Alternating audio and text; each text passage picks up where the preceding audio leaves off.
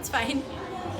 Lea, congratulations on being part of the book. A is for Audra. Oh! Yeah, the Broadway leading I'm so excited. actresses. I've known about it for a while, but it wasn't something I could talk about yet. And then the news came out that the book was coming. I'm like, oh, finally! Yeah. Now I can talk about it. Only Filipina. I'm the only Asian? No, Pippa Sue is in it. Okay. So I'm not the only Asian person. But I'm the only Filipino. Right. Parang another feather in your cap. I think it's less feather in cap and more of let's introduce these Broadway leading ladies to another generation that might not know who they are, especially the older ones like Carol Channing and Elaine Stritch. So these are ladies that have already passed away. And their theater legacies are intact, Yeah. but there might be a generation of younger people that love musical theater that may have no idea who they are. So the book is a good introduction to them. It's very sweet. It's aimed towards children, but I have a feeling there will be a lot of musical theater fans that are adults that may get the book to add to their collections. The Voice is coming out. Starting on Saturday, 7:30? Yep. 7:30? Yep. Miss Lea, how do you feel about, of course, the prior show, yung mga judge dun na-bash because of their choices? It's a little unfair because it's a little unfair to bash someone. I mean, each of those judges is coming from their own unique life experience as well as their experience in the industry, and they can only judge based on what they themselves know. And I feel bad for any one of them that had to be on the receiving end of that kind of criticism. It's like they were chosen for a reason. So let's see what they have to say. And I mean, at the end of it naman, I mean, look at who ended up winning. So they were not wrong. Are you happy for Zeph? I'm very happy for Zeph. I mean, we first met Zeph on The Voice Kids, and her ending on the show was that was really dramatic and painful. Yeah, but Kyle did fine despite that ending, and they were magkasama silang dalawa, di ba? And now she's heralded as the first winner of Idol Philippines. So I mean, she's grown up beautiful, and her voice is still really clean and crystal clear. So she has a very bright future, and now because she won, who knows what could happen for her. So I'm hoping for the best. Miss Lea, this season wala si Sharon as No, because normally for kids naman, it's just 3. So yeah, and I guess they went to the original coaches first before asking anybody else who was available. So I think it was, and I think even Sharon came out with a press release saying that it was a very difficult experience for her because she tends to get attached. So when you have to do battle rounds, which means you have to be the one cutting people down, it's difficult after you gain a relationship. All of a sudden, bye, and it's hard. It's very difficult to do. I'm a little more mean, I guess. I don't know. I think I went in knowing that this was what I had to do, and it's kind of a contest internally between the coaches. So you try to get the people that will do well under high pressure, and sometimes in rehearsal you think, oh, it's gonna be this person. Say person A, B, and C. I think it's gonna be person A, and then once the audience is there, all of a sudden it's person B that kind of ends up on top. And even we have learned to expect the unexpected.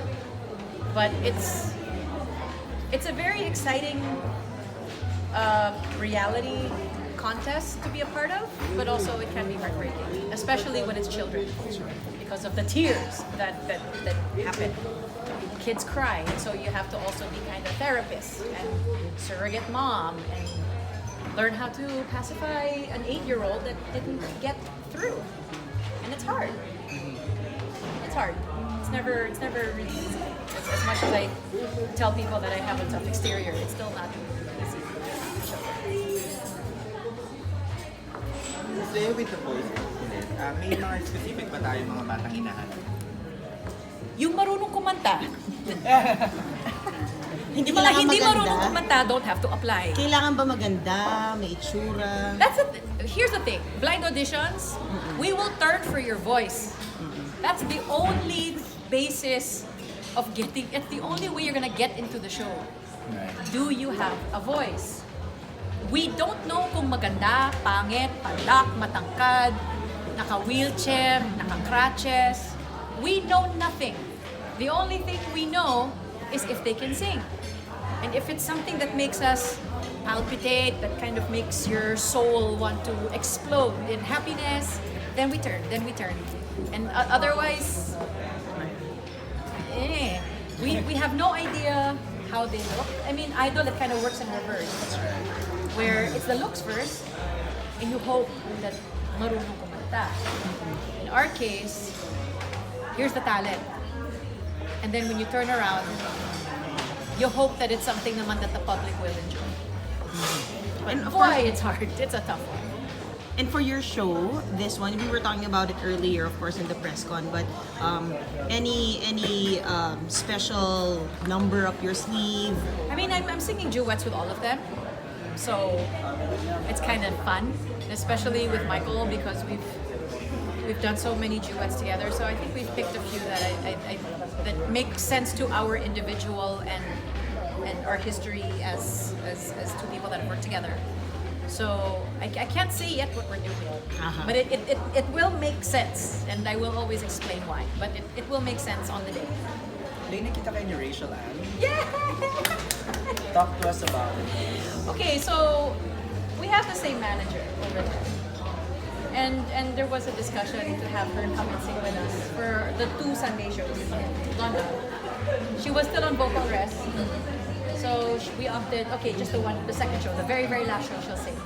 So she comes out dressed like $1,000,000 with those royal blue high heels and an Osgo original that, of course, she's stunning to look at. And she sang I Know Him So Well with me. And here's the thing, the cool thing about who she is now in the West End is all I had to say was, without even saying her name, she's currently playing Eliza Schuyler, and the whole place felt like it was about to explode. The applause was deafening, that as she was walking on stage, I couldn't hear the intro to the song. It was that loud. Wow. Which is great for her, that the fans were just screaming. Right. And she walked out a star. You know, it made me feel so happy and proud that the audience responded to her in that way. And then the next day we saw her in Hamilton. And she's of course amazing. Is it safe to say, Lea, na siya na talaga ang sumunod sa yabang? Probably one of the closest ones, I guess. But it's hard to say because she has to kind of follow her own path. She has to blaze her own trail. And then I'm hoping that there's more. I mean, Joaquin Valdez is out there also now, and he's in King and Die. Wow. He's covering, I think, Loontown. I think, yeah. And working with, so now he's working with Kelly O'Hara and Ken Watanabe. I'm like, dude, what is your life? So it makes me happy that there are homegrown talents that are doing well, not just here. And you're still very, very much active. Will you be part of Mulan again? No. The live action? No. I've not been asked. Oh, thank you. Oo nga. Hugutin na lang sana nila yung kanta mo. O, diba? Yeah, but I mean, it's going to be a whole different creative process. And I think it's kind of nice that it's not a musical. So the live action thing is something completely different from what it was in 1998. It's a Mulan for 2020.